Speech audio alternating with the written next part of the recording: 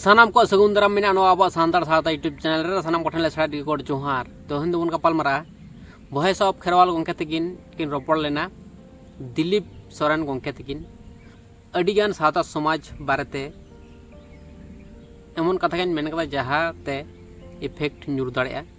सानतार समाज लगी प्रॉब्लम हो दाड़ेया तो ओना कोगे कटी सजाव कतिन लेत तबना बगाव कतिन लेत तबना हैं से सानाम होड़ के बुझना कुरुमुरी तवन पे ठीक गया तो ठीक है तले जैसे मिलूँ करते वीडियो वन स्टार्ट कर लगे।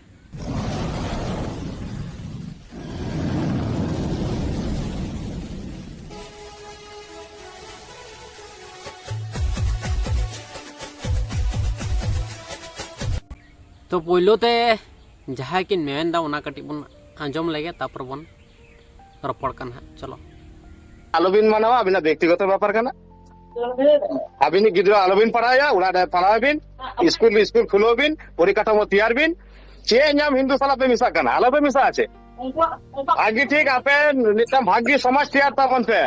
ठीक गया एकदम इटा जाति साला कांटेक्ट आलो पे दोया नेले पे चे लिखा पे माना पे यूट्यूबर कना तो नोडे केन मेन इदा जे अब डायरेक्ट जुदी बन लेया हिंदू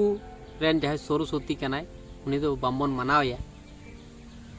और लेते नौकाना कथा मेनदा जे स्कूल रे आलोबन दिकुमान से गिद्रे आलोबन कुल कुमान है सब नोडे जहाँ जिनिसटा हुयुक कना नेतो तुड़ुक से खिस्टान उनको को हो आकोरेन गिद्रे स्कूल कुले को ओंडे दिकु छाती बोंगा बुरु को दो हुयुक कान गया है से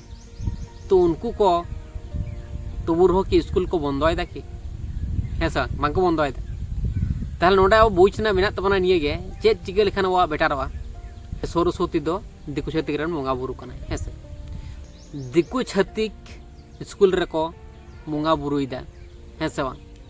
अब दो बुझ दाड़े कना जे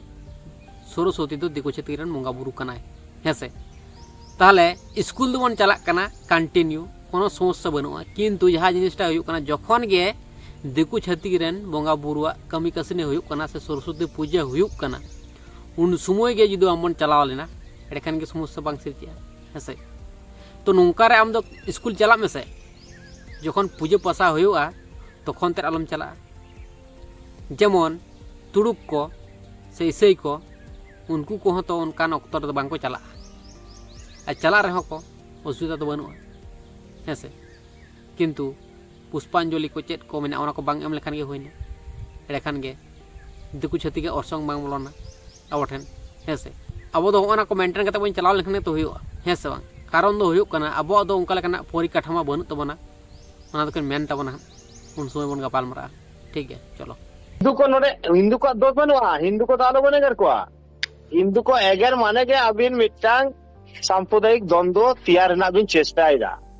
तेहेन अब जुदी ओपनली नुका कथा बन थ्रोई खान तेहेन अब अच्छे परिकाठामा मेना तबना अब हिंदू छाड़ा मिट जगह बन लहा दाड़ाया चेता पायर रे आबोरेन आयो बाबा को हिंदू को कामी को चला हिंदू को दुकान को चला हिंदू को मास्टर को ठन को पढ़ा हिंदू को फैक्ट्री को करे बन कामिया अब तो परिकाठामो चे बनो जतो के हिंदू जतो डिपेंड होकना तेहेन जुदी अब हिंदू विरुद्ध मनोभाव बन तैयार खान अब के चिंता करते काटी बन नेला जे तबे कि अब जखन को बॉयकॉट बना उनको उन अब दिन काल भागी चला नोडे दो दिकु छातिक साल खबरे तबम लगा रना तो कोनो कथा बांग रकाब कना दिकु छातिक साला से हिंदू साला खबर तपम कते चेत फायदा ताम खबर सिरजे आमा प्रॉब्लम के क्रिएटोआ हमरा गिदरे गे ओलो पढ़ा बाय छेड़ाया नोडे दो चिलगी दो दो लड़ाईम चला हेसे चिदा दो नोकाम मेना जे स्कूल कॉलेज रे दो धर्म प्रचार दो बांग गानो से बोंगा बुरु देवा सभा मानाव को दो बांग गानो नोकाना कथा चिलगी मेना संविधान रे नोआ कथा को मेन का रहो जे स्कूल कॉलेज रे दो बोंगा बुरु से धर्म प्रचार तो बांग गानो किंतु बाड़ा काते चिदा आम कोराम दो से चिदा आम मेना जे नोआ को कोरा बांग गानो बोंगा बुरु कमी कसने कोरा बांग गानो स्कूल कॉलेज करे चिलगी प्रॉब्लम क्रिएटा कारण दो जहाँ हुयुक कना खाल केटे कुमिरम होहोया निजे के हेस बांग प्रॉब्लम दो निजेरा के मेना तमा आयमा समस्या मेना ओंडे आरो हिरोगिरी माराम चला ताले तो ताले आमगे समस्या रे ᱧᱩᱨᱩᱜᱼᱟ चिकाते लेम अब स्कूल कॉलेज में बनुआ हेसे आम चिका सेफ रेम तहना ओना चेष्टा में निजे चिका सेफ रेम तहना सेफ्टी तहना ओना लहा चेष्टा लेम ओना लहा उयहर लेम स्कूल दो चला के लगामा चाहे चिका बनवा किंतु ओना बोंगा बुरु कमी कसनी से पुष्पांजलि जखन को एमा तखन ओना को बांग एम लेखान गे उन समय स्कूल बांग चलाव लेखान गे होइना हेसे ताला प्रॉब्लम क्रिएट कार सिरजेवन हेसे तो ओना गे ओना कथा होय होय होय बांग ताहले अब चलका कायदा काटे सिस्टम काटे चलाव हे तबोना समाज रे अब आदि चली कल्चर हो बुझे दो हे तबोना आर उनको साथे हो शत्रुता बाबन तियारा ठेन नोआ कुगली तहन कना जहां दिलीप सोरेन गोंके आबेन ठेन जहां नुकु इसई सांताड़ बेन मेताओ कना सांताड़ रुवाड़ो पे हेसे ताले उनको तो माने माने चेर बेन कन्वर्ट होचो को लगी सांताड़ रे से हिंदू रे आबेना कथा लेकाते आंजमोक कना से बुजुगोक कना हिंदू रे बेन कन्वर्टेड को हेसे तो सरी सरना बेदिन जहां को माना तबन उनको को ठन बन कन्वर्ट लगती तहे कना हेसे तो बेसिक किछु तो कुकुली बन दोया कारण दो कना बेन हो नापाय बन कमी तबना ते इसेर को चला कना उनको सनाम किछु को हतावदा आर संताल को लड़ाईदा खटी संताल लका जाय मेना को उनको को लड़ाईदा आको हक आइदर हताव लगी आर आराम से जहां इसेर को चलाव उनको को हताव जनोक कना नोआ तो ठीक बांग कना तो हेसे बांग नोआ हो मी पक्ष दो नापाय गे जहां लका के चला कना ठीक ठाक के चला कना जहां लकान परिस्थिति के जहां मेना पना ठीक ठाक के मेना पना किंतु तार मध्य पेटारा बन पंजाय मन जहां बो सारी सठिक अरजली धर्म क्रम निम्नचार बंगा बुरु कान तबना को ओना बन पंजाय मन आर बन माना मन सारी सठिक जहां कना हेसे तबोना आर उनको साथे हो शत्रुता बाबन तियारा तो नोआ जिनिसटा दो अडी इम्पोर्टेंट जिनिस किन मेन कदा हेसे जतो सेट गे आयत्त कते चलाव लगाव बना बाखान दो आबो दो उनका लेकाना परिकाठामो चेद हो बनु तबना हेसे जेहेतु बनु तबना तो ओना खातिर अडिगान गे बुद्धि लगाव कते चलाव लगाव बना दिलीप सोरेन गोंके तकिन नोआ दो ठीक गिन मेनेदा तो आबो हालात गे नोंकान जगह रे ᱧᱩᱨᱩ ᱠᱟᱱ तबना हेसे अब पूरापूरी भावते दिकु छातिक साला बन लड़ाई बन लगाव गदवा विरोध को का बन